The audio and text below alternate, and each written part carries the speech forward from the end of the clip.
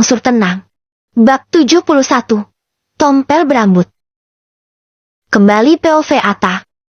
Mobil gue berhenti di basemen apartemen. Gue segera turun. Segera berjalan memutar untuk membukakan pintu buat si cantik. Turun. Gih. Kita gue ke si cantik yang masih mengenakan gaun pengantin yang indah. Gaun yang membuat dia jadi semakin cantik.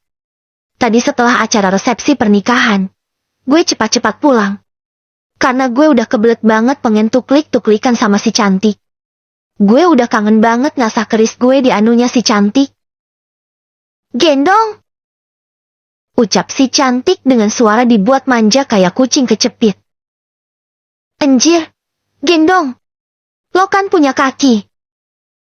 Timpal gue. Iya, tapi aku lagi pingin digendong sama Mas Atta. Kan, kita pengantin baru, jadi kita harus bersikap romantis. Kita harus sayang-sayangan. Serah lo lah. Ucap gue sambil bergegas mengangkat tubuh si cantik.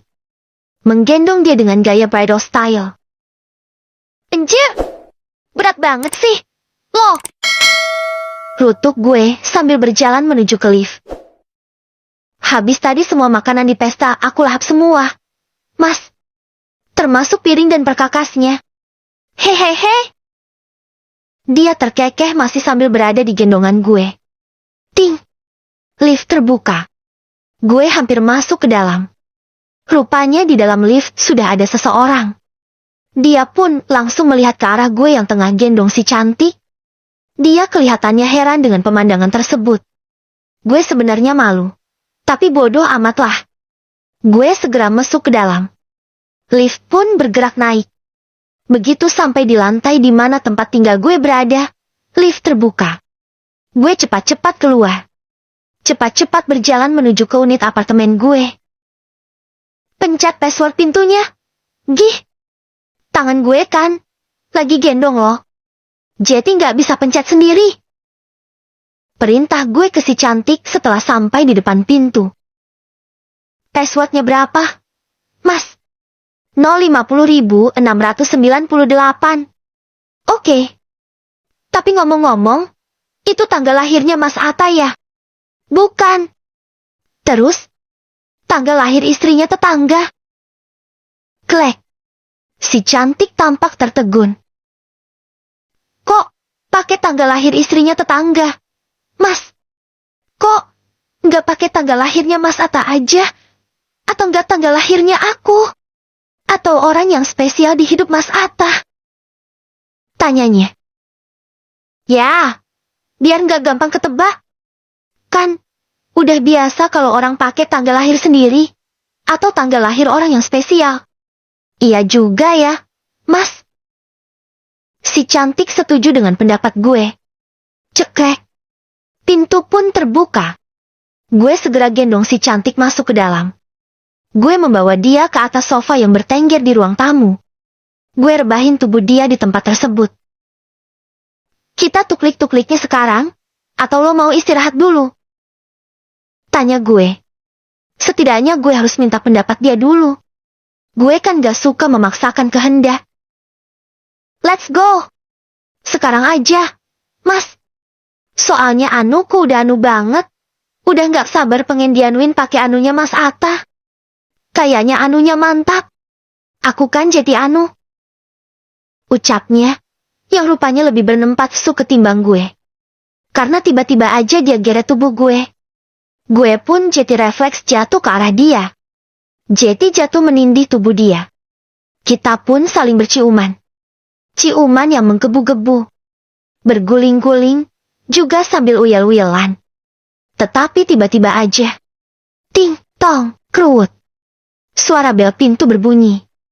Anjir, malah ada tamu. Padahal anu gue udah nenegram membaca 3 nenegram maksimal. Batin gue merutuk. Gue buka pintu dulu ya, tik. Ucap gue ke si cantik. Iya, Mas. Balasnya sambil berwajah kecewa. Karena kayaknya dia udah becek banget. Udah nggak sabar gue kau satukin. Cekrek. Gue benar-benar membukakan pintu untuk tamu yang datang. Surprise! Kita datang ke sini. Ucap serentak kakek, si tua bangka, Ibu Miranda, Mbah, dan Pak de Ferguson. Merekalah yang telah mengganggu keasikan gue sama si cantik. Ngapain kalian kesini? Tanya gue sedikit ketus. Kita ingin menginap di sini. Tah?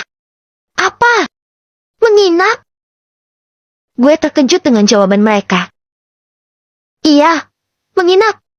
Mau ngerayain hari pernikahan kalian. Kita mau begadang sampai pagi. Hahaha. Jelas si kakek. Ia begitu girang, tanpa memikirkan perasaan gue. Kayak enggak ada perasaan berdosa gitu. Ayo kita masuk. Ajak si tua bangka. Ia lancang banget langsung nyelonong masuk ke dalam. Udah gitu semuanya juga ikut kelakuannya dia. Loh, kok kalian ada di sini? Begitu melihat mereka, cantik juga terkejut sama kayak gue tadi. Kita mau menginap di sini, sayang. Jawab Ibu Miranda. Apa? Lantang si cantik. Dia kayaknya shock banget. Malah lebih shock dari gue. Sedang semuanya malah begitu bersukaria. Tah, buatin minum gih. Buat kita-kita. Perintah Mbah mirip bos-bos M4 via. Sial!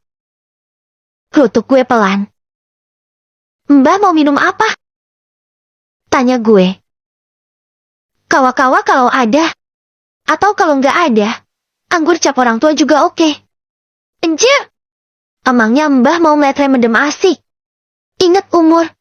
Mbah, mending wedang jahe aja, biar perutnya nggak kembung. Orang tua kan gampang kembung. Mencret, mangsur. Ya udahlah. Terserah lo aja. Gue segera menuju ke dapur sambil terus menggerutu.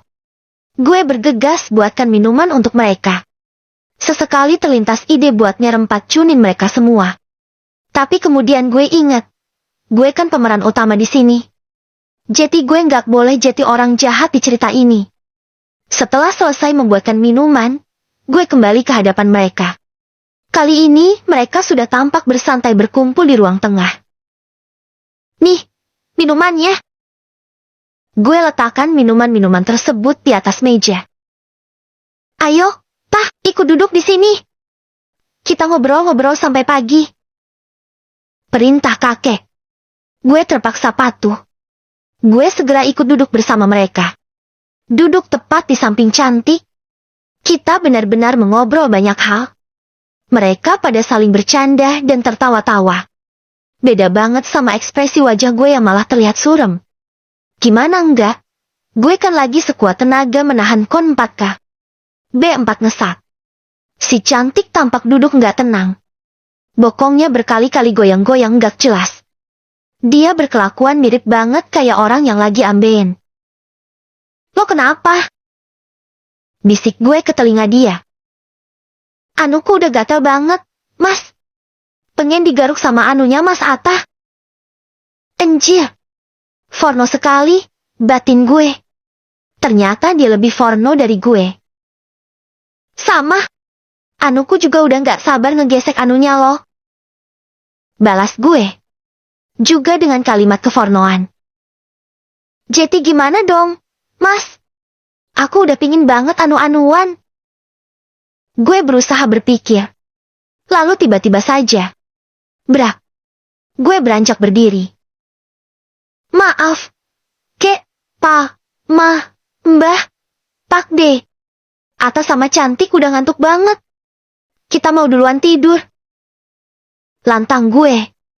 Setit. Gue segera meraih pergelangan tangan si cantik tanpa menunggu jawaban mereka. Gue tarik dia agar juga berdiri kayak gue. Setelah itu, gue ajak dia untuk cepat-cepat ninggalin semua orang. Kita langsung menuju ke kamar. Masuk. Dan segera meneruskan adegan awok-awok yang tadi sempat tertunda. Brak. Gue dorong tubuh si cantik ke atas tempat tidur. Kini tubuhnya pun berbaring di atas permukaan empuk tersebut. Gue merayap ke atasnya. Lalu, gue hampiri bibirnya dia dengan bibir gue. Kita encelup-encelupan bibir dengan dahsyat. Tetapi tiba-tiba aja. Tok, tok, tok. Tah. Suara ketukan pintu dan suara panggilan tiba-tiba terdengar. Bengke! Umpat gue. Gue terpaksa beranjak. Si cantik pun juga terpaksa langsung terduduk. Gue berjalan menuju ke pintu. Lalu, gue pun bergegas membuka pintu tersebut. Ternyata di hadapan gue ada si Keke dengan kursi rodanya. Ada apa, Kek? Tanya gue dengan suara yang sedikit ketus. Enggak keramah seperti biasanya. Kamu punya mie instan? Tanya si kakek. Punya, Kek. Gue segera menuju ke almari pakaian. Gue mengambil salah satu mie instan yang gue simpan di almari tersebut. Nih. Gue langsung menyerahkannya ke si kakek. Setelah itu, kakek pun langsung pergi. Gue juga langsung kembali menutup pintu kamar rapat-rapat. Gue hampiri keberadaan si cantik. Lalu, gue ikutan duduk kayak dia. Duduk di sisi tempat tidur. Kemudian, gue kembali mencium bibir si cantik. Melumatnya penuh N4 su. Tetapi kemudian, tok, tok, tok. Nah apa? Kali ini terdengar suara Ibu Miranda, mama mertua gue. Anjay! Gue refleks mengumpat. Lagi-lagi dengan sangat terpaksa gue hentikan pergulempatan gue dan si cantik. Gue beranjak dan langsung membukakan pintu untuk Ibu Miranda. Ada apa? Mah? Tanya gue ke Ibu Miranda yang lagi berdiri di hadapan gue. Nah, Ata punya telur? Tanyanya. Ada, Mah. Gue langsung berjalan menuju ke rak sepatu. Gue ambil telur dari tempat tersebut. Gue segera memberikannya kepada Ibu Miranda. Ini, Mah. Oke. Makasih ya. Dia pun melenggang pergi setelah menerima telur dari gue. Gue cepat-cepat menutup pintu. Gue hampiri si cantik lagi. Bergegas meneruskan kegiatan kita yang tadi. Tetapi saat gue hendak kembali ingin menciumnya. Tiba-tiba aja. Tok, tok, tok. Tuan muda Ata. Panggil Pak De Verguso dari luar pintu kamar gue. Kentol. Umpat gue. Asli, gue geram sejadi-jadinya. Ceklek. Gue terpaksa membukakan pintu kamar untuk Pak De Verguso. Ada apa, Pak De? Tanya gue. Tuan muda Ata punya wajan. Punya, Pak De. Jawab gue. Gue pun segera mengambilkan wajan yang diinginkan dia. Wajan yang semula gue simpan di bawah kolong tempat tidur. Mau yang besar, tanggung, atau yang kecil, Pak De? Tanya gue. Karena semua jenis wajan ada di sini. Yang tanggung aja, Tuan muda. Oke. Gue segera mengambil wajan ukuran tanggung. Gue pun menyerahkannya ke dia. Makasih ya, Tuan muda. Iya. Sama-sama, Pak De. Pak De Verguso pun melenggang pergi, sedang gue segera menutup pintu kamar. Gue kembali hampiri si cantik. Kembali ingin melakukan adegan yang iya-iya. Tetapi kemudian, tok, tok, tok. Kembali gangguan pun muncul. Kali ini Simbah. Katanya dia mau pinjem kompor, yang emang gue simpan di atas meja rias. Usai Simbah, giliran si tua bangka. Setelah itu kembali kakek lagi, Bu Miranda, Pak De Verguso, Embah dan si tua bangka lagi. Pokoknya gitu terus sampai Upin Ipin keluar rambutnya. Beruban, rontok, dan gundul kembali. Akhirnya gue nggak bisa menahan kesabaran. Gue nggak bisa gini terus. Gue pun ajak si cantik untuk keluar dari kamar. Gue bermaksud pergi aja dari apartemen ini. Kalian mau kemana? Tanya kakek, si tua bangka, Bu Miranda, Embah, dan Pak De Verguso. Mau ngungsi? Ngungsi? Memangnya ada bencana alam?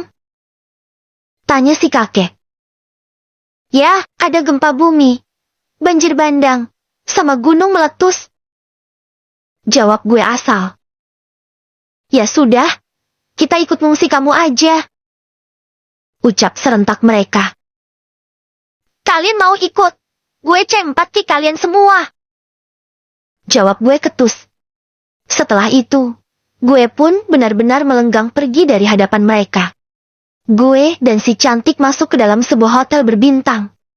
Hotel mewah yang dulu gue dan si cantik sempat singgahi. Yang dulu ingin gue jadikan tempat spesial untuk momen belah duren. Tetapi gagal karena insiden palang merah. Kali ini, gue akan benar-benar membuat momen spesial di tempat ini. Gue nggak boleh gagal kikuk-kikukan di tempat seromantis dan semewah ini. Gue dan si cantik masuk ke sebuah kamar yang udah gue pesan. Kamar yang begitu cantik. Lengkap dengan jendela besar yang langsung menghadap ke arah kelap-kelip lampu kota di kejauhan sana. Ayo, cantik. Kita awo-awokan di sini. Ucap gue. Kuy, mas. Satset. Balasnya. Ternyata dia juga udah nggak sabar banget. Kita pun kembali saling menjempat mah. Saling berpelukan sambil bibir kita yang beradu dengan biar satu ngas. Setelah bibir kita sama-sama melepuh, kita pun menghentikan ciuman tersebut. Kini gue pun giliran merebahkan tubuhnya si cantik di atas tempat tidur. Gue lepas kemeja yang melekat di tubuh gue. Setelah gue bertel 4 tenjang di 4 dah, gue pun gantian melepas bajunya dia. Krek. Gue pun merobeknya karena udah gak sabaran banget. Tetapi kemudian, gue terkejut. Kok ada tompel berambut di atas perutnya dia? Padahal dulu kan tubuh si cantik mulus, enggak ada tompel sedikit pun. Tapi sudahlah. Mungkin tompelnya tumbuh akhir-akhir ini. Atau bisa jeti. Ini adalah bekas panu yang mengerak jeti hitam, lalu sampai ditumbuhi beberapa helai rambut. Gue nggak peduli. Karena sekarang gue mau konsen tuklik-tuklikin dia. Gue mau buat dia beka-beku sampai pagi. Sayangnya nggak bisa dijabarin ya, friend. Nanti kalian basah dan berkedut. Otor nggak mau